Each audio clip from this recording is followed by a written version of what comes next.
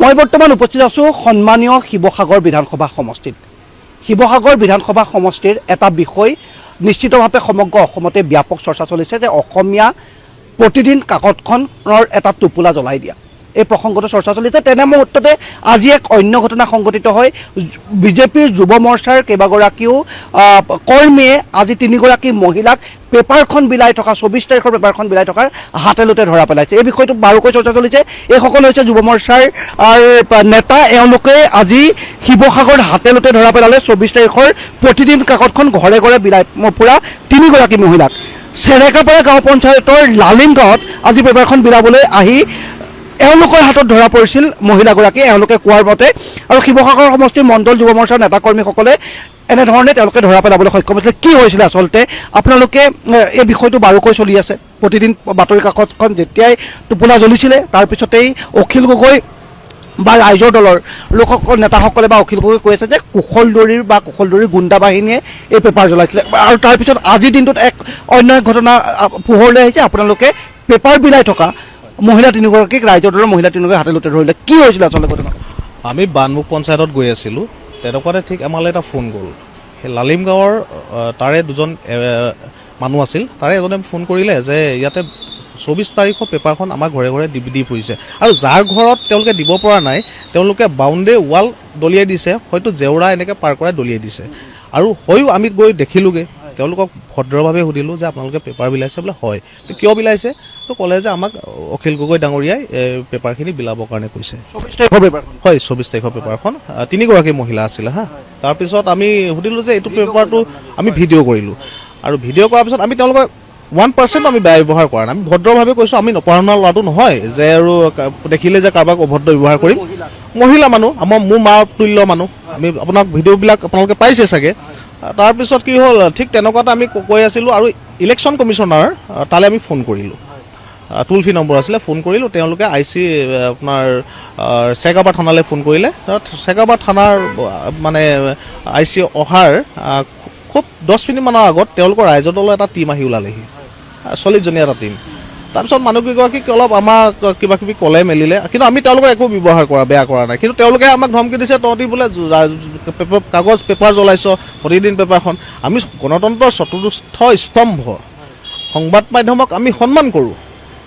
আৰু সেই সন্মান কাৰ্যক মানে যাক আমি সন্মান কৰোঁ তাক আমি জ্বলাই দিব পাৰোঁ জানো? এনেকুৱা এটা এলিগেশ্যন অখিল গগৈ ডাঙৰীয়াই আমাৰ বিজেপিৰ নেতা কৰ্মীৰ ওপৰত লগাই দিছে। ইয়াতকৈ আৰু ভয়ানক ষড়যন্ত্ৰ একো হ'বই নোৱাৰে। এক নিকৃষ্ট ৰাজনীতি মানে আপুনি নোৱাৰে, আপুনি ভাবিবই নোৱাৰে। আমি তেওঁ যিখিনি আজি কাম কৰি আছে আমি সেইখিনি ভাবিবই নোৱাৰোঁ। অত্যন্ত দুৰ্ভাগ্যজনক। এখন পেপাৰ জ্বলাই দিয়া, গণতন্ত্ৰৰ চতুৰ্থ স্তম্ভ এখন পেপাৰ, প্ৰতিদিন পেপাৰ জ্বলাই দিয়া প্ৰসংগটো অত্যন্ত ভয়ংকৰ প্ৰসংগ। আৰু এই প্ৰসংগবোৰ ৰাজনীতিৰ মাজলৈ সোমাই আহিছে। আৰু তেতিয়া বিজেপিৰ বিশেষকৈ আপোনালোক মানে গুণ্ডা বাহিনীয়ে, কুশলদৰীৰ গুণ্ডা বাহিনীয়ে এনে কাম কৰিছে বুলি কৈছে। আপোনালোকে ইয়াত এতিয়া নিৰ্বাচনৰ এই প্ৰাক্ষণত গুণ্ডা বাহিনীৰ দৰে কাম কৰি পৰিৱেশ অনিষ্ট কৰিছে নেকি আপোনালোকে? আমি একোজন ভাৰতীয় জনতা পাৰ্টীৰ কাৰ্যকৰ্তা। প্ৰথম কথা, আমাৰ দলৰ আমি সদায় নিজৰ নীতি আৰু সংবিধান মতে আমি কাম কৰোঁ। আমি কাৰোবাৰ গুণ্ডা বাহিনী হৈ আমি কাম নকৰোঁ। প্ৰথম কথা, আমি যুৱ মৰ্চাৰ কাৰ্যকৰ্তা, আমাক দলে যি দায়িত্ব দিব আমি সেইটো কৰিমেই। আমাৰ দলৰ বিপক্ষে যোনে যেনেকৈ ধৰণে যদি বিৰোধীয়ে বেয়াকৈ প্ৰচাৰ চলাব আমি তাক আমি চাবই লাগিব যে যিটো নোহোৱা ঘটনা এটাক যিটো নহয় সেইটোক তেওঁলোকে হোৱা কৰিব খুজি আছে। আজি আমাৰ শিৱসাগৰৰ যিজন সন্মানীয় আমাৰ বিজেপি দলৰ প্ৰাৰ্থী, তেওঁক অখিল গগৈয়ে ৰাজনৈতিকভাৱে বলে নোৱাৰে, কৌশলগতভাৱে বলে নোৱাৰি। তেওঁক ব্যক্তিগতভাৱে ব্যক্তিগত জীৱনক লৈ তেওঁ আবুল তাবুল বকিবলৈ ধৰিছে। প্ৰতিদিন পেপাৰখন কিয় তেওঁলোকে 24 তাৰিখৰ পেপাৰখন এনেধৰণে বিলাই আছে, য'ত আপোনালোকে হাতেলোতে ধৰা পেলাইছে বুলি কৈছে, আমালৈ ভিডিঅ' প্ৰেৰণ কৰিছে সংবাদ মাধ্যমলৈ। কিয় কৰিছে বুলি আচলতে পেপাৰখন কিয় বিলাই থাকিবলগীয়া? মাননীয় মুখ্যমন্ত্ৰী মহোদয়ে কৈছে যে প্ৰতিদিন পেপাৰখন এখন পেপাৰ নহয়, সেইখন এখন মানে কংগ্ৰেছ আৰু ৰাইজৰ দলৰ প্ৰচাৰ পত্ৰিকা। তেওঁ কৈছে মাননীয়, আৰু 100% তেওঁ সঁচা কথাই কৈছে। কাৰণ প্ৰতিদিন পেপাৰখনৰ প্ৰথম পেজটো চাব, গোটেই অকল বিজেপি বিৰোধী। বিজেপিয়ে কি ভাল কাম কৰিলে তেওঁ আজিলৈকে দেখুৱাই নাই।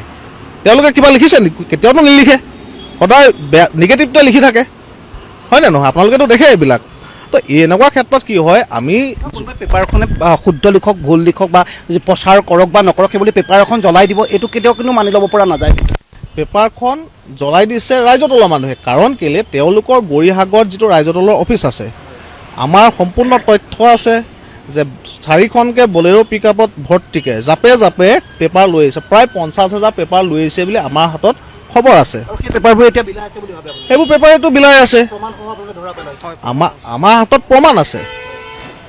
কাৰণ কেলে যেতিয়া পেপাৰখিনি গাড়ীৰ পৰা নমাইছে সেইটো ভিডিঅ' আমাৰ হাতত আছে, আৰু তাত যিকেইখন গাড়ী আছিলে তাৰ ওপৰতে ৰাইজৰ দল গৰিহা বুলি লিখা আছে। কথাটো বুজি পালে নাই? আমিতো আমাৰ ওপৰত এনেই এলিগেশ্যন দি দিলেতো নহ'ব। প্ৰতি ক্ষেত্ৰতে কুশল দৈ সাগু মানে লেট্ৰিনলৈ গ'লেও চাগে অখিল গগৈ কুশল দৈকে সপোন দেখে, বহুতো সপোন দেখে, খাওঁতো সপোন দেখে, শুওঁতো সপোন দেখে, কুশল দৈ। এই কুশল দৈয়ে তেওঁক লৈ কুশল দৈ আজিলৈকে একো এটা কমেণ্ট কৰাই নাই। প্ৰতি ক্ষেত্ৰত তেওঁ কৰি আছে। আমি প্ৰাৰ্থী হিচাপে কুশল দৈক আমি সমৰ্থন কৰোঁ। তেওঁ আজি আমাৰ বিজেপি প্ৰাৰ্থী, গতিকে আমি তেওঁক সমৰ্থন কৰিবই লাগিব। কাৰণ ৰাজনীতিত আমি সকলোকে সমৰ্থন কৰিব লাগিব, যোনে টিকেট পাব আমি তেওঁক সমৰ্থন কৰিব লাগিব। কথাটো সেইটোৱে। আজি এনে ঘটনা সংঘটিত হ'ল, তাতকৈ ডাঙৰ কথা, আমি ইমান ভদ্ৰতাৰে আজি মহিলা কেইগৰাকীৰ লগত কথা পাতিলোঁ।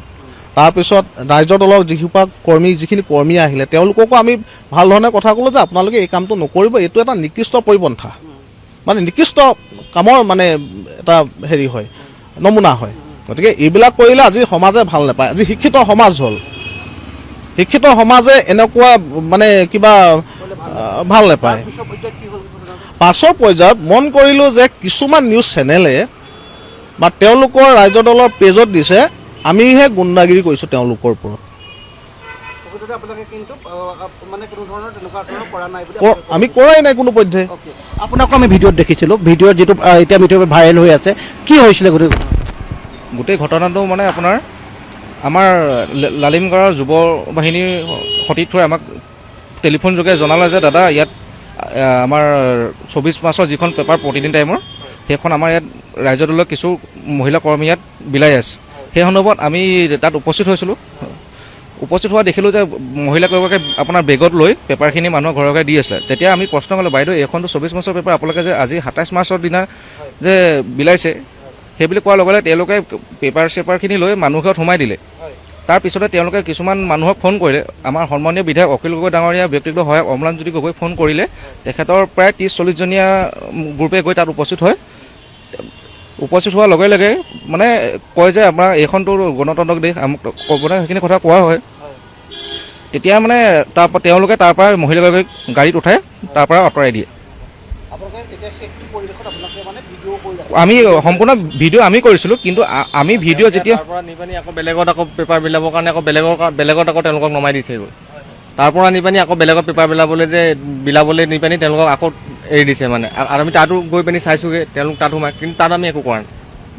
মানে তেওঁলোক তাতো গৈ পিনি সোমাইছে, ঘৰে ঘৰে সোমাইছে দেই, পেপাৰ বিলাইছে তেওঁলোকে। কিন্তু এইটো বেয়া কৰিছে ন। 24 তাৰিখৰ পেপাৰ আজিতো 27 তাৰিখ, আজি বিলাব নালাগে নহয় পেপাৰখন। তোমালোকে আপোনালোকে বিলাবলৈ আছিলে সেইদিনাখনে বিলাওক। ধৰা পেলোৱাৰ পিছতো আকৌ বেলেগত বিলাবলৈ গৈছে। আপোনাৰ হাঁহচৰা উচ্চতৰ মাধ্যমিক বিদ্যালয়ৰ সন্মুখৰ ৰাস্তাটোত তেওঁলোকে কৰিছিলে।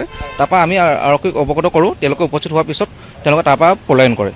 নিৰ্বাচনত তেওঁ যোৱা দিনত কি কৰিলে আৰু ভৱিষ্যত দিনত কি কৰিব তাক পৰিকল্পনা কৰি ৰাইজক কৈ পিনে ৰাইজৰ পৰা ভোট বিচাৰে। কিন্তু এজন বেলেগ মানুহ, কাৰণ এজন স্বপ্নবেশী মানুহ আৰু শিৱসাগৰ মানুহ নহয় এজন।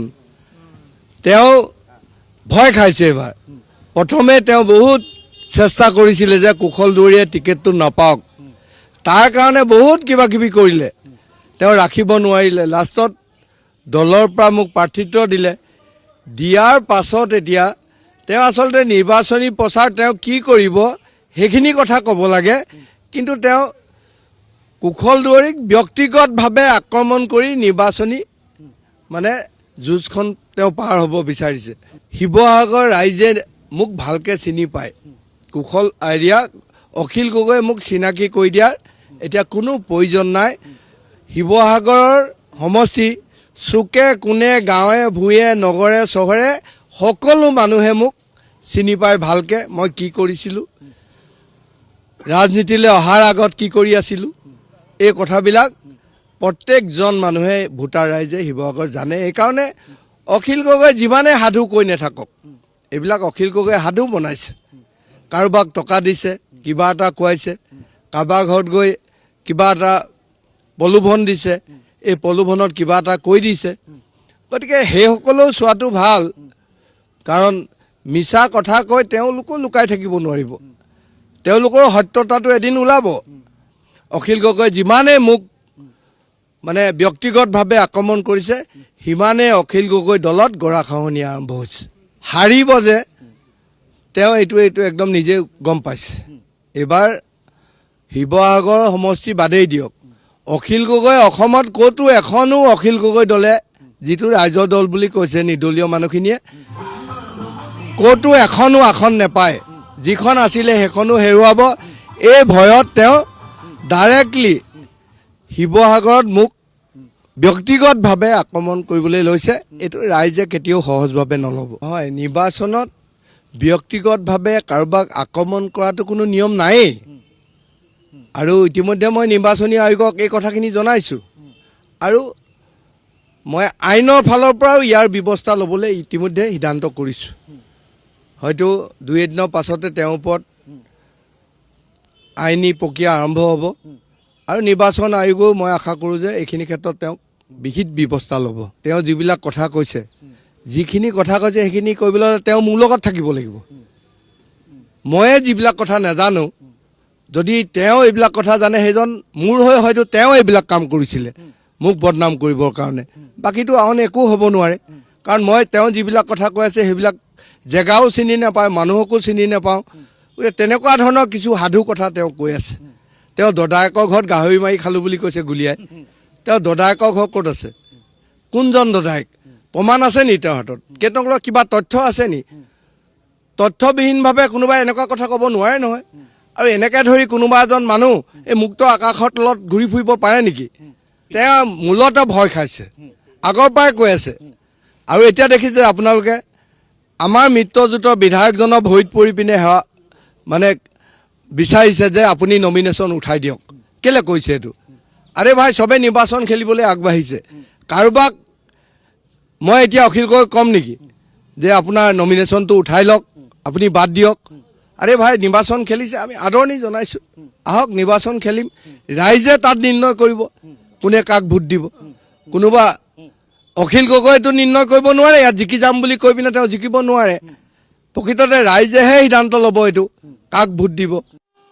মই অখিল গগৈৰ ক্ষেত্ৰত আমিতো সকলোৱে জানো, তেওঁ জেলত থাকোঁতে মাকে তেওঁৰ হৈ নিৰ্বাচনী প্ৰচাৰ সভাবিলাকত কান্দিছিল যে আপোনালোকে যদি ভোট দিয়ে মোৰ ল'ৰাটো জেলৰ পৰা ওলাই আহিব।